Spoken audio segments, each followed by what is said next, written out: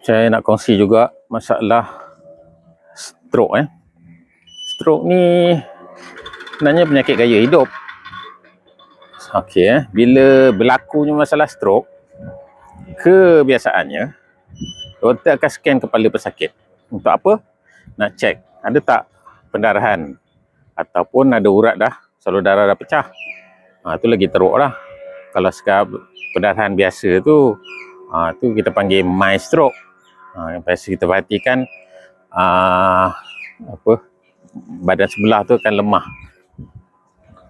Dan antara puncanya kebiasaannya, satu darah tinggi, satu kolesterol, dan lain-lain lagi lah.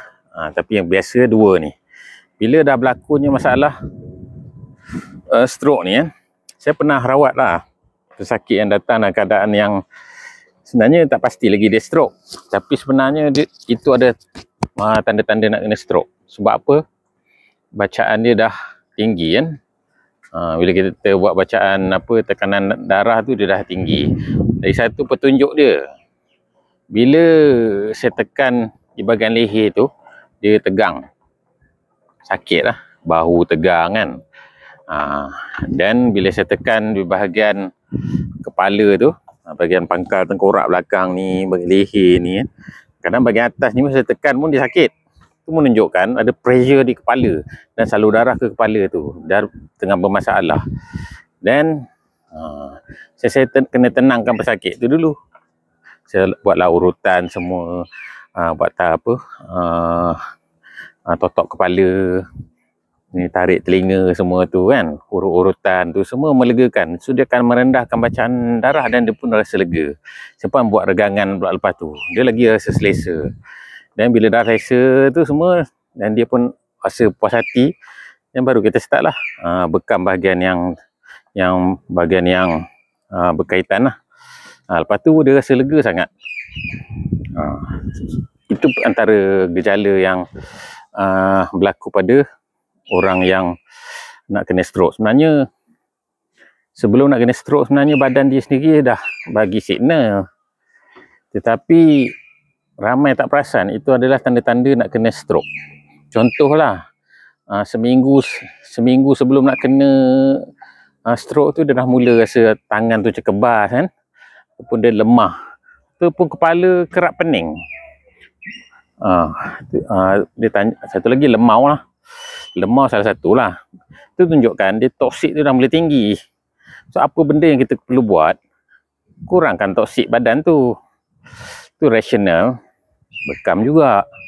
Bila leher dah tegang, bahu tegang, kadang kepala dah mula seberat, dan saya syorkan buat je terus, buat bekam. Kalau tak ada kaedah bekam tu, jarum akupuncture je ada, dan buat je akupuncture. Tetapi yang terbaik masih lagi bekam, keluarkan darah. Bahasa orang awam kita panggil darah kotor lah. Bila dah buat tu, yang biasa tekan balik bahagian leher tu, dah lega sangat. Poin kepala tu jangan tinggal. Bila nak buat bekam bagi orang yang ada masalah, contoh kolesterol, darah tinggi, poin kepala jangan tinggal lah. Itu antara poin terbaik.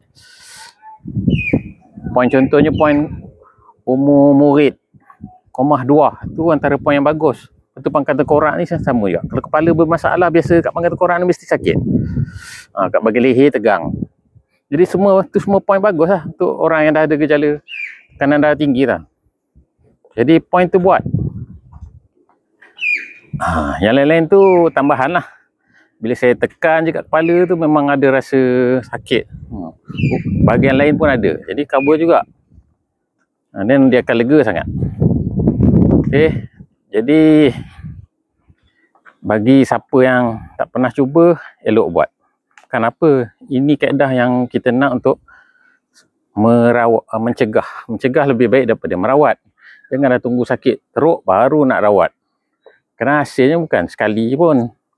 Kadang perlu 2 kali, perlu 3 kali. Jadi pesakit kenalah bersabar.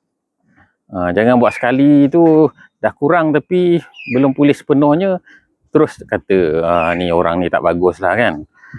Jadi kita pun kena muhasabah juga diri kita. Bila kita tanya, bila last kita berbekam. Ada orang, ialah saya tahu, dia kata dia amalkan produk ni, produk tu kan. Bagi saya lah, saya pun mengamalkan macam-macam.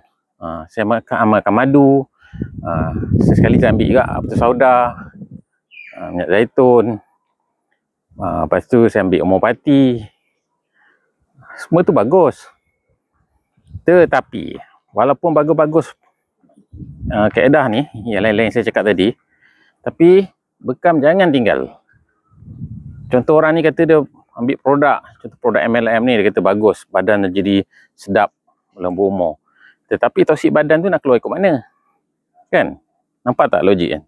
Jadi kita balas dengan bekam lagi bagus. So badan lagi sedap lah.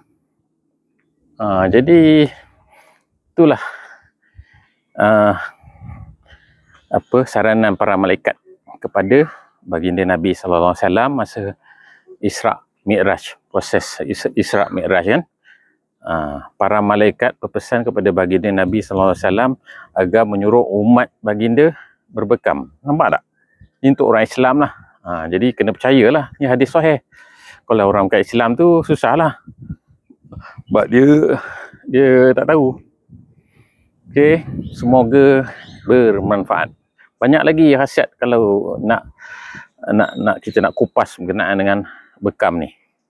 Kalau berjumpa direct dengan saya, tanya saya bolehlah jawab secara spontan. Tapi dekat sini ni, apa yang terfikir kat kepala saya, itu yang saya akan beritahu lah.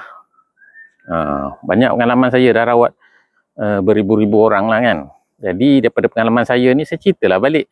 Dulu saya tak banyak pengalaman sebab saya mesti peringkat awal. Saya dah lebih daripada 1 dekad. Kan, belas tahun saya dah praktis rawatan bekam. Jadi dengan pengalaman eksklusif saya ni sendiri, jadi saya mudahlah bercerita kepada orang awam. Kecuali saya tak pernah buat dan saya bercerita. Itu tak betul. Saya tak ada pengalaman eksklusif. Saya bukan ahli. Jadi orang yang ahli bukan ahli, jangan pula bercerita berlebih-lebih. Sebab dia orang bukan praktis. Walaupun dia orang tahu mungkin secara surface je, tapi dia orang tak merawat secara direct. Jadi macam saya merawat secara direct. Jadi saya dah jumpa macam-macam pesakit. Stroke ni macam mana, orang ni sakit macam ni, orang ni sakit macam ni. Ni orang yang sakit macam, contoh tekanan darah tinggi macam mana, orang yang sakit belakang, keluhan dia sakit macam mana saya teka kaedah bekam. Orang sakit kaki, contoh gout tadi tu, sakit lutut kan. So gabungan rawatan yang pelbagai ni memang amat membantulah. Itu pasal saya nak perawat ni, perawat Nusantara lah, rawatan alternatif secara alami kan, pelbagaikanlah kaedah rawatan. Jadi kita gabungkan bekam, akupuntur, urutan, homopati, apa-apalah terapi terapi tulang belakang yang ataupun yang lain-lain relevan kepada masalah pesakit. Jangan semua sakit je, semua satu kaedah je. Jadi kena tahulah kesesuaian merawat sakit yang dibagi tahu oleh pesakit. Ada yang boleh, yang tak boleh lah. Okey, itu saja perkongsian saya. Assalamualaikum warahmatullahi wabarakatuh.